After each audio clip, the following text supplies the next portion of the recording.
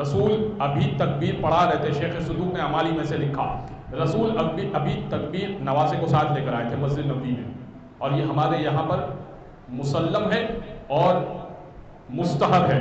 تمام فقہاء نے لکھا کہ مستحب ہے. کیا چیز؟ ابھی اللہ اکبر رسول نے کہا, ابھی کہنا چاہتے تھے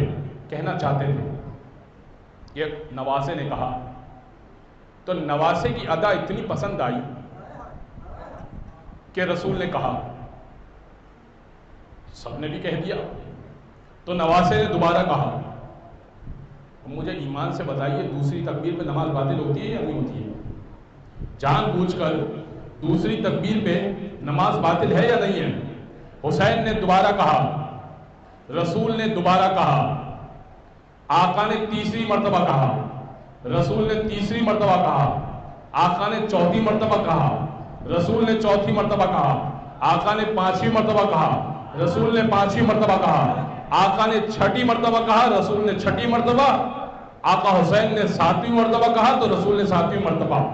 بس اس کے بعد امام حسین نے مزید تکبیر نہ کہی تو رسول نے بھی نہیں کہی, اور وہیں سے علم شروع کی. یہی سبب ہے کہ تمام شیعہ فقہاء نے یہ لکھا کہ تکبیرۃ الاحرام سے پہلے, میں خود اس پر عمل کرتا ہوں, تکبیرۃ الاحرام سے پہلے 6 مرتبہ تکبیر کہنا سنت حسین ہے, لہذا تکبیر کہنا مستحب ہے. 6 مرتبہ تکبیر کہنا. اب مجھے یہ بتائیے گا کہ اس دن جو حسین نے 6 مرتبہ اضافی تکبیر کہی, میں اور آپ کہتے تو نماز باطل ہوتی. حسین نے کہی تو رسول نے کہی تو آج تک مستحب ہے.